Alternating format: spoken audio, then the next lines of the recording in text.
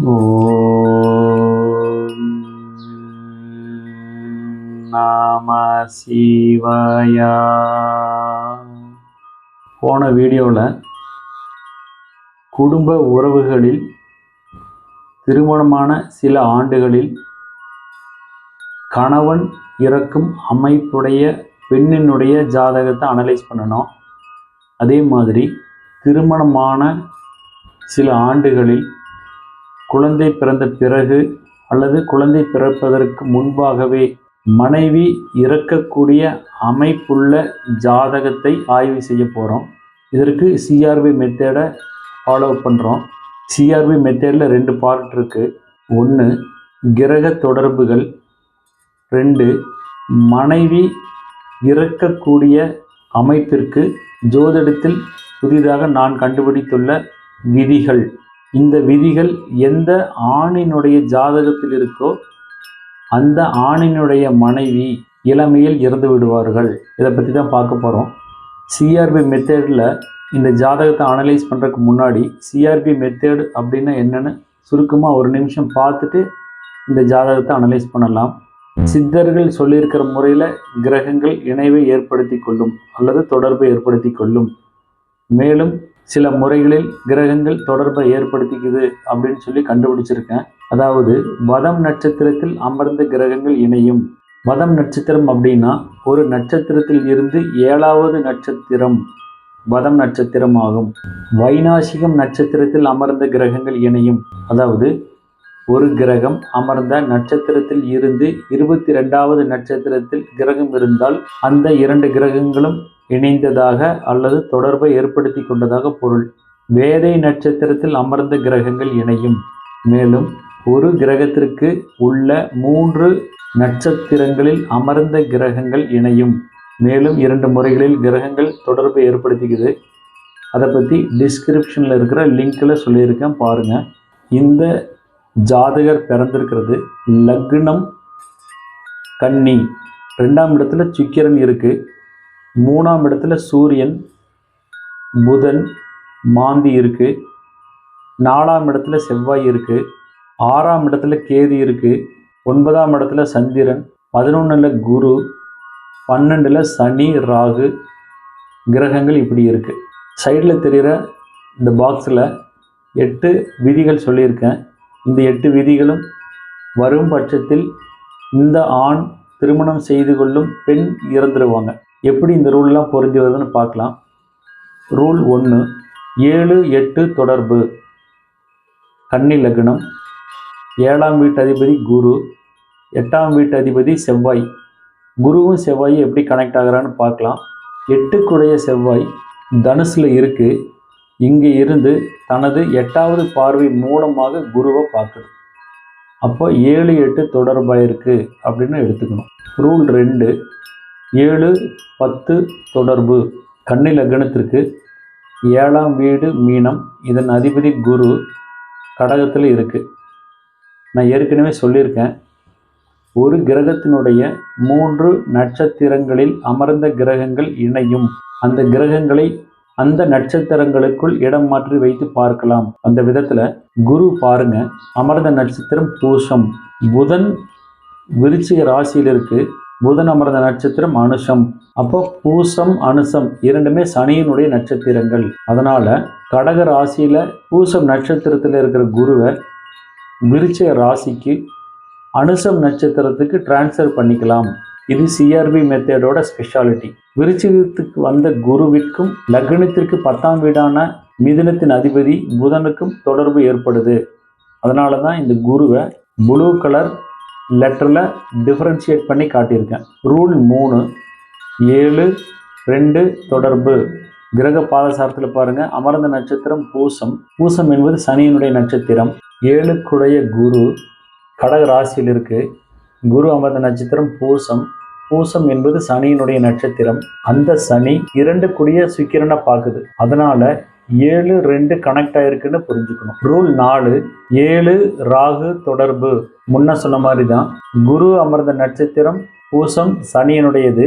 குரு அமர்ந்த நட்சத்திர அதிபதியான சனி ராகுவோட தொடர்பாக இருக்கு, அதனால குருவிற்கு ராகு தொடர்பு வந்திருக்குன்னு எடுத்துக்கணும். ரூல் 5, 7 குரு தொடர்பு. கன்னி லக்னத்திற்கு 7ஆம் வீட்டின் அதிபதி குரு, அதனால 7க்கு குரு தொடர்பு ஆயிருக்குன்னு எடுத்துக்கணும். ரூல் 6, 7 செவ்வாய் தொடர்பு. கன்னி லக்னத்திலிருந்து 4ஆம் இடமான தனுசுல செவ்வாய் இருக்கு. இந்த செவ்வாய் தனது 8ஆம் பார்வை மூலமாக கடகத்தில் இருக்கிற குருவை பார்க்கறதுனால 7ஆம் வீட்டு அதிபதிக்கு செவ்வாய் தொடர்புன்னு புரிஞ்சுக்கணும். ரூல் 7, 7 மாந்தி தொடர்பு. நான் முன்ன சொன்ன மாதிரி தான், ஒரு கிரகத்தினுடைய 3 நட்சத்திரத்தில் அமர்ந்த கிரகங்கள் இணையும் தொடர்பை ஏற்படுத்தி கொள்ளும். அந்த விதத்துல கடகத்தில் இருக்கிற குருவை விருச்சிகத்திற்கு டிரான்ஸ்ஃபர் பண்ணின பின்னாடி குருவும் மாந்தியும், அதாவது 7ஆம் வீட்டு அதிபதி குருவும் மாந்தியும் கனெக்ட் ஆகிக்கிறாங்க. ரூல் 8, 2 மற்றும் 7க்கு வதம், வைநாசிகம், வேதை நட்சத்திரத்தில் ஏதேனும் ஒன்றில் கிரகம் இருப்பது. கன்னி லக்னத்திற்கு 2ஆம் இடம் துலாம், இதன் அதிபதி சுக்கிரன். இங்க பாருங்க, சுக்கிரன் அமர்ந்த நட்சத்திரம் சுவாதி. சுவாதி நட்சத்திரத்தினுடைய வேதை நட்சத்திரம் ரோகிணி. இந்த நட்சத்திரத்துல சந்திரன் இருக்கு. அதனால 2ஆம் வீட்டு அதிபதி அமர்ந்த நட்சத்திரத்திற்கு வேதை நட்சத்திரத்தில் கிரகம் இருப்பதாக எடுத்துக்கொள்ளணும். அதே ரூல்ல 2வது 7ஆம் வீட்டிற்கு வதம், வைநாசிகம், வேதை ஏதாவது ஒரு நட்சத்திரத்தில் கிரகம் இருப்பது. அப்போ கன்னி லக்னத்திற்கு 7ஆம் வீடு மீனம், இதன் அதிபதி குரு. கிரக பாதசாரத்தில் பாருங்க, குரு அமர்ந்த நட்சத்திரம் பூசம். நான் முன்னாடியே சொன்ன மாதிரி கடகத்தில் பூசம் நட்சத்திரத்தில் இருக்கிற குருவை விருச்சிகத்திற்கு அனுஷம் நட்சத்திரத்துக்கு கொண்டு வரலாம் அப்படின்னு. அனுஷம் நட்சத்திரத்தில் இருக்கிற குருவிற்கு பூரம் நட்சத்திரத்தில் இருக்கும் சனி வைநாசிக நட்சத்திர தொடர்பை ஏற்படுத்துது. அதாவது ஒரு நட்சத்திரத்தில் இருந்து 22வது நட்சத்திரத்திற்கு வைநாசிக நட்சத்திரம்னு பேரு. நேரடியாக பார்க்கும் பொழுது குருவிற்கு வதம் அல்லது வைநாசிக நட்சத்திரத்தில் கிரகம் இல்லை. அதே சமயம் குரு அமர்ந்த நட்சத்திரம் சனியினுடையது. சனியினுடைய மற்ற நட்சத்திரத்தில் ஏதேனும் கிரகம் இருந்தால் இந்த குருவை அந்த நட்சத்திரத்துக்கு டிரான்ஸ்ஃபர் பண்ணலாம். அந்த விதத்தில் புதன் அமர்ந்தது சனியினுடைய நட்சத்திரம், அதனால குருவை விருச்சிகத்திற்கு இடம் மாற்றி வைத்து பார்க்கும் பொழுது அனுசத்திற்கு வந்ததாக எடுத்துக்க வேண்டும். அப்போ அனுசம் நட்சத்திரத்தின் வைநாசிக நட்சத்திரம் பூரம். அந்த பூரம் நட்சத்திரத்தில் சனி இருக்கு. அதனால 7ஆம் வீட்டு அதிபதிக்கு வைநாசிக நட்சத்திரத்தில் சனி உள்ளதாக ரூல் 8 சொல்லப்பட்டுள்ளது பொருந்தி வருது. இது போல பாருங்க, இன்னி ஒரு இளமையில் மனைவி இறந்த ஜாதகத்தை பார்க்கலாம். ஸ்கிரீனில் தெரிகிற இந்த ஜாதகம் லக்னம் மீனம், 4ஆம் இடத்துல புதன், சுக்கிரன், மாந்தி இருக்கு. 5ல் சூரியன், ராகு இருக்கு. 6ல் குரு இருக்கு. 7ல் செவ்வாய், சனி இருக்கு. 11ல் கேது, 12ல் சந்திரன் இருக்கு. ரூல் 1, 7, 8 தொடர்பு. 7ஆம் வீட்டு அதிபதி புதன், 8ஆம் வீட்டு அதிபதி சுக்கிரன். புதன் சுக்கிரன் இருவரும் மிதுனத்தில் ஒன்றாவே இருக்கிறாங்க. அதனால தான் இந்த ரெட் கலர் டாட்டட் பாக்ஸில் காட்டியிருக்கேன், புதன் சுக்கிரன் சேர்ந்து இருக்கிறத. ரூல் 2, 7, 10 தொடர்பு. 7ஆம் வீட்டு அதிபதியான புதன் 4ஆம் வீட்டில் இருந்து 7ஆம் பார்வை மூலமாக தனுசை பார்க்கறதுனால 7, 10 கனெக்ட் ஆகிருக்குன்னு எடுத்துக்கணும். ரூல் 3, 7, 2 தொடர்பு. மீன லக்னத்திற்கு 2ஆம் இடம் மேஷம், அதிபதி செவ்வாய்.